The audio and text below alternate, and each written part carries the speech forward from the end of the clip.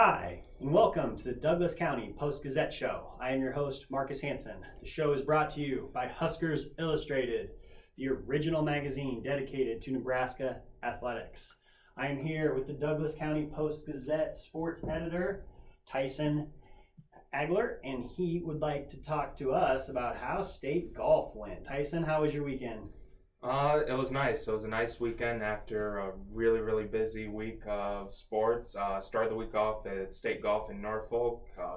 Pretty good showing by the Class A teams. Emily Carmison brought home a state medal, to her second state medal as a sophomore. We also had a few other teams competing. We had the Elkhorn South girls team. They placed ninth as a team. Maddie Van Wingarden was also there for Elkhorn. And then Bennington's Claire Thompson ended her career at the Class B state tournament as well with a top 25 finish. So kind of a nice wrap up to a solid career for Thompson. Wonderful. I can tell you we are live here at the Gretna Guide, and our phones have been ringing off the hook by how good some of your stories have been and by how many good changes have happened within the paper. This is something we're trying with the show, and I want to talk a little bit more about that. So with the parents you talked to at the event and with how all the different teams you covered did at state golf, how was the event itself? I mean, it was a great event. I mean, anytime you're at a state event, it's always, class act, atmosphere, kids are competing their hardest. I mean, it's one of the parts of the job that I love the most.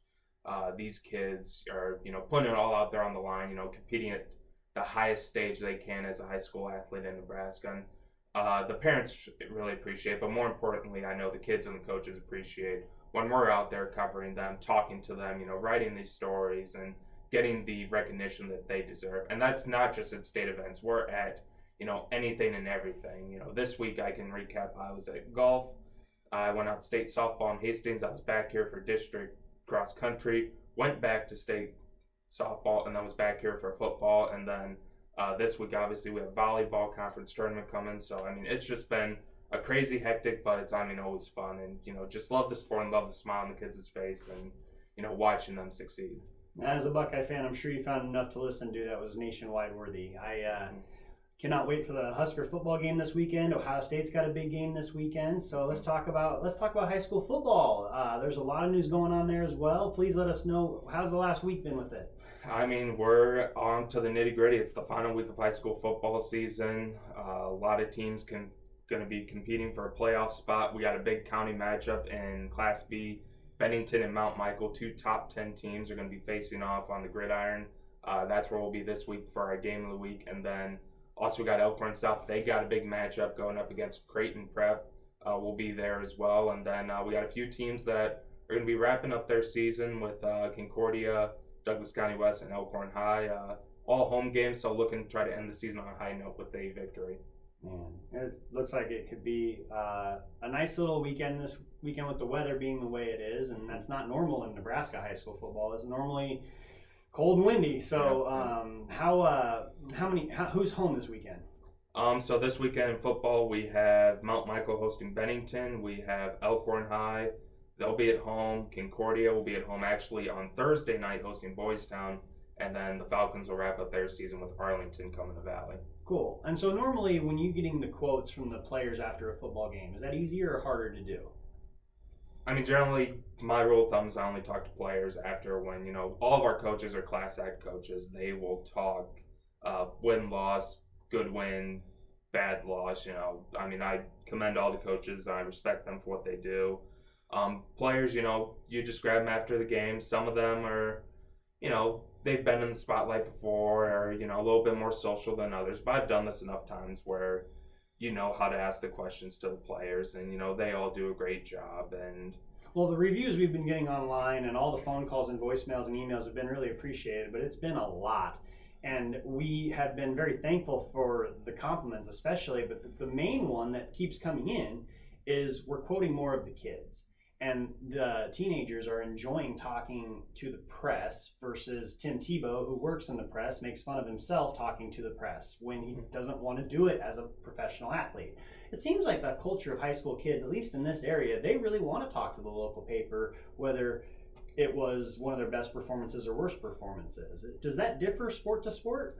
No, I mean, kids want to talk. I mean, like I said, there's more that are more inclined and maybe will give a longer quote than others, but at the end of the day, that's what it's about. It's the kids, what they were doing on the field, on the court, in the pool, on the diamond, on the course. That's what they want to talk about, and that's who people want to hear. I can give my opinion, but and my thoughts on the game, but personally, and I know a lot of parents, they want to hear what the kid was thinking. What were they thinking when the time was running out and they drive the team down the field for a game-winning touchdown, or the pitch comes in and they hit out of the park for a game-winning home run? That's what they want to hear, and that's what I want to tell in the story. It's just so fascinating because it's just absolutely backwards in the tennis world. And so with that being said, you would say that would go for golf, softball, football, baseball, basketball. It doesn't matter what season, it doesn't matter. The kids are wanting to talk to you, and that's fantastic. And that's been a big reason of why we've had a lot of success with the paper we've had, with a lot of the stories being just a little bit more in detail. And I'm telling you, we got a lot of calls in, and we welcome them. If you have a compliment for the paper, if you want to write a 5-star review, or if you just want to call and tell us to cover more of your kids' events, please do. Give us a call. We'd be more than happy to look at a lot of different events coming up this week.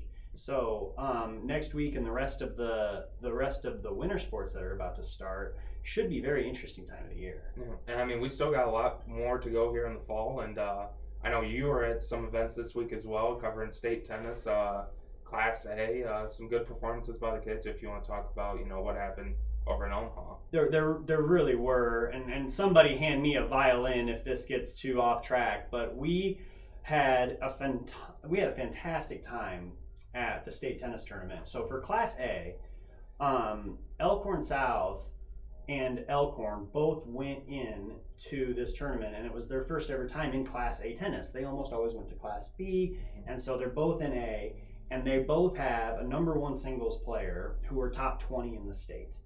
And one of them got seeded 5th with only one loss on the whole year. It was Zachary Quo for Elkhorn High School. One loss the entire year, seeded 5th. The 2 through 4 seeds, as just examples, had 3 to 4 losses each. Quo had 1.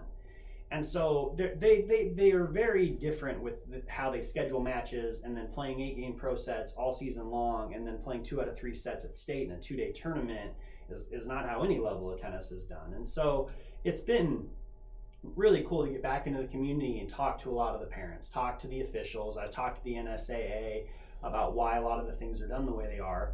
I wrote an editorial piece that I'll be publishing in today's newspaper, and we are looking forward to seeing the response the NSAA has, because I was not as politically correct as you are in a lot of your articles, because there were a lot of things that just kind of scratched your head. And if anybody out there is a golfer, and if you can imagine the Nebraska state legislator saying you have to use these golf balls at your state tournament, and they were range balls. Mm-hmm. Those were the kinds of tennis balls that they were using at the state tennis tournament. They were non-pressurized, and the really good former college tennis players, they noticed right away, why are we using the Pro Pen tennis balls that are not pressurized? And so it was a big talking point at the event, and we eventually found out it was just that company won the bid for that, which makes sense because they're the cheapest balls and they're not pressurized. And so if you don't have a kick serve, that's a big advantage. And the seedings was just had all the parents there chatting, scratching their heads, and there was just a lot of questions there. And the NSAA officials were, to me, the most mind-boggling part of the entire thing was, you're talking about a state tournament. What other state tournament do you not have officials at? Mm-hmm. Can you imagine a catcher at your state softball event calling balls and strikes, and then the base runners saying if they're out or safe on any of the bases? Can you just imagine the kind of Lou Piniella kind of brawls that would happen between players? So, like, and there were moments at state where there were almost fists thrown between kids, and it was incredible that there was no adults there besides parents to supervise it, and it's a state tournament. And that was, to me, really eye-opening. And I loved covering it. I got some great photos. Elkhorn South and Elkhorn both did very, very well. Quo was the only person to take Ethan Neal to 3 sets. And just as an example, it was amazing to watch Quo play because this Elkhorn kid who, with respect, he's 5 foot nothing, and he's all about angles. That's his entire game, and he was on fire. And he had Ethan Neal. He won the first set 7-5. He is up 5-2 in the second set. He's got to win one more game, and he's upset the number 1 seed in the state, whose only match that he lost all year long was to the Lincoln number 2 seed when he was sick. And it was a 3-hour match, and Neal came back, and at 2-5 in the second, he had several shots that were probably out. Quo is the nicest kid, and he played a few of them. And the athletic director at Elkhorn High School saw it, and he scratched his head. And we were all just kind of like, why did he call that in? That was 2 balls out. And so that was a big no call. And there was just a lot of different things that if you had an umpire there in the seat, like the USTA does, like when these kids are growing up, they're at least walking around available to come over so cheating or fights don't happen. There was nothing.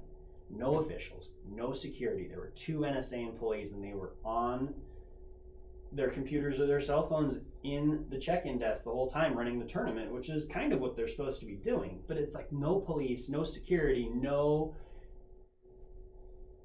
officials. And for a state tournament, that blew me away. I just kind of thought that was shocking. And so I heard they're going to be there the next day. So that was good. And we're watching Quo, and he's playing great, but he's calling these shots in that are out that his opponent are hitting. And Neal caught his breath and got on fire, and he came back and won 5 straight games against Quo. Second set, he won 7-5, and then he beat him in the third. Ethan Neal goes in to report the score to these NSA officials, and the NSA officials say to him, okay, well, you're originally supposed to have your championship match at 1 o'clock. We want to move that up. And I just played a 3-hour match where I got a golf ball cramp in my thigh that's going to explode any second. I need to eat lunch. And that's what I would have said, how I would react. He just said, could I please have a little bit more time? That's all he said. Great kid. And him and Quo are good friends. He gave me some really good quotes about Quo and the style and how that match kind of happened. And the NSA says, nope, you're still going out early. So he eats a Jimmy John's sandwich in like 3 minutes. And then grabs his bag, downs of water, and then goes back out to play the state championship match against the only person all year who had beat him, and he beat him 0-1. No, call it adrenaline or whatever it is, but it was absolutely amazing to watch that on Friday, because guess what? There were no officials there at the semifinals of Friday morning's match either. So the only time they ever even had officials were the final state championship matches, which at that time, who's ever in better shape wins. I mean, 1 singles and 2 singles. I mean, it was, you could tell all these kids were just exhausted from the longest 2 days of their life. And I had a parent tell me it's like you're training for a cross-country marathon, and it's like a 2-mile event that you do at practice and you do in your duels all season long. But then when state comes, it's a 10-mile. And it's 2 days. It's very different how their format is set up. And so if anybody's interested in reading more about that, the NSA officials and just how that is all put together, the editorial does run today. And I welcome anybody who wants to have a conversation about it, because as a former college tennis player, I was really bothered by it because kids were wronged. And Zachary Quo is the nicest kid in the world. And Samarin's the number 1 at Elkhorn South, and the play-in bunny matches, if you're an NCAA basketball fan, for tennis, random draw out of the hat. And for those bunny matches in the NCAA, they really look forward to playing the number 1 seed in their next match if they do. It's like, we can play the best team in the country, bring it on. No, in tennis, it's random too. So Samarin, who's a top at least 15 player in the entire state of Nebraska for both A and B, didn't get seeded in 1 through 12. And his second match was Ethan Neal. And it's like, that's because you just decided to do. So there were a lot of just head scratching things, and Elkhorn and Elkhorn South both came on the short end side of the stick for a lot of them. And so it'll be interesting to see what happens next year. They're already looking to review a few different changes. I just hope the public has more of an interest in it now. What's next week look like for you? Well, we got the Metro Conference tournament coming up here this week. Elkhorn South will be playing Gretna tonight. Winner will go on and play in the Metro Championship. Papillion La Vista, the number one team, then undefeated.